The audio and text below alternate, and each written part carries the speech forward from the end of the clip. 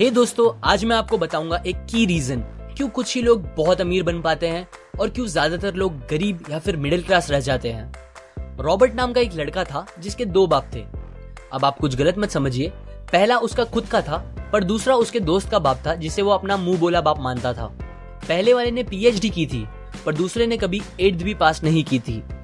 दोनों बहुत ही स्मार्ट और हार्डवर्किंग थे पर दोनों की सोच बहुत ही अलग थी और दोनों रॉबर्ट को अलग अलग बातें सिखाते थे।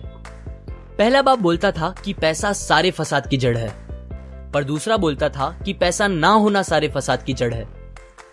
पहला रॉबर्ट को हमेशा महंगी चीजों के बारे में सोचने से मना करता था और कहता था कि वो हमारी हैसियत के बाहर है। दूसरा उसे कहता था कि वो सोचे और अलग अलग रास्ते ढूंढे जिससे वो सारी महंगी चीजें खरीद सके। ये करने से उसका दिमाग तेज होगा और नए आइडियाज भी मिलेंगे। पहला उसे कहता खूब मेहनत कर, अच्छे से पढ़ लिख ताकि तुझे बड़ी कंपनी में नौकरी लगे और तू बड़ा इंसान बन पाए। दूसरा कहता था तू खूब पढ़ मेहनत कर पर खुद की कंपनी खोल ताकि तू खूब सारी नौकरियां लोगों को दे पाए। रॉबर्ट के पास एक एडवांटेज था, उसने अपने दोनों बापों को अपनी अलग अलग सोच के साथ बढ़ते और उनकी तरक्की देखी। उसने अपना दिमाग लगाया और अपने दूसरे बाप की बातें मानी और फॉलो की, जो कि बाद में मायामी फ्लोरिडा का सबसे अमीर इंसान बना और उसकी सिखाई बातों से उसने खुद करोड़ों कमाए, जबकि उसका पहला बाप जिंदगी भर गरीब रह गया। सबसे इंपॉर्टेंट बातों में से एक बात जो रॉबर्ट ने अपने अमीर बाप से सीखी वो थी फाइनेंशियल लिटरेसी, जिसका मतलब है एसेट्स और लायबिलिटीज के बीच का डिफरेंस जानना। अब आप गौर से सुनिए, ये नॉर्मल कॉमर्स में सिखाए गए मीनिंग से थोड़ा अलग है। रॉबर्ट ने काफी इजी शब्दों में उसका मीनिंग बताया है, जो कि कुछ ऐसा है। एसेट्स कोई भी वो चीज होती है जो आपको पैसे बना के दे या फिर आपके जेब में पैसे डाले, और लायबिलिटीज वो चीजें होती है जो आपके जेब से पैसे ले ले या आपके पैसे खत्म करे। अमीर लोग इसीलिए अमीर होते हैं बिकॉज वो अपने एसेट्स बनाते हैं, जबकि मिडिल क्लास लोग बस लायबिलिटीज पे खर्च करते हैं। मिसाल के तौर पर रमेश और सुरेश नाम के 2 दोस्त थे। दोनों सेम पोजीशन और सेम सैलरी पे काम करते थे। जब भी उन्हें सैलरी मिलती, रमेश अपनी सैलरी से नए कपड़े, नए गैजेट्स, नया फोन, बाइक या कार ऐसी चीजें खरीदता था जो उसे अमीर जैसा फील कराती थी। पर वो ये नहीं समझता था कि ये सारी चीजें लायबिलिटीज है जो उसके पैसे उससे ले रही है, ना कि बस जब वो उन्हें खरीदता है तब, बल्कि आगे भी मेंटेनेंस वगैरह के लिए, जिसकी वैल्यू वक्त के साथ कम हो जाएगी और ना ही वो उससे आगे कुछ पैसों का प्रॉफिट देगी। बट सुरेश ऐसा नहीं था।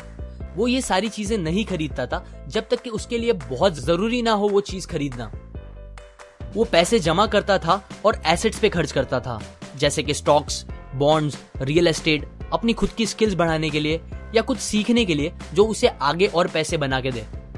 2 साल बाद सुरेश करोड़पति बन गया, जबकि रमेश वैसे का वैसा अपनी कम सैलरी को कोसता रह गया और कहता था कम सैलरी उसके मिडिल क्लास होने का रीजन है। एक गरीब इंसान का कैश फ्लो कुछ इस तरह होता है।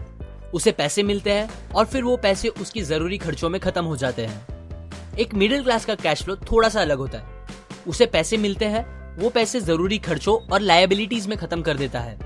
इसीलिए मिडिल क्लास और गरीब में ज्यादा फर्क नहीं है। मोस्टली मिडिल क्लास लोगों को लगता है उनका घर उनका एसेट है, पर ऐसा नहीं है। आपका घर आपको पैसे बना के नहीं देता अनलेस आप उसको भाड़े पे दो, जबकि अमीर लोगों का कैश फ्लो ऐसा होता है। उन्हें पैसे मिलते हैं, वो उस पैसों से अपने एसेट्स बनाते हैं पहले और फिर उससे बने पैसों से खर्चा करते हैं। इसीलिए वो अमीर होते जाते हैं क्योंकि उनके इनकम के सोर्स बढ़ते जाते हैं। अगर आपको अमीर बनना है तो ये बात याद रखिए अच्छे से। इस बात से फर्क नहीं पड़ता कि आप कितना कमा रहे हैं, बल्कि आप उन पैसों को कैसे और कहां खर्च कर रहे हैं, ये इंपॉर्टेंट है। आपको कंज्यूमर की सोच से बाहर आकर इन्वेस्टर की सोच अपनानी पड़ेगी। लोग कंप्लेन करते हैं उनकी खराब कंडीशन का रीजन उनकी कम सैलरी है और सैलरी बढ़ेगी तो वो आराम से रहेंगे।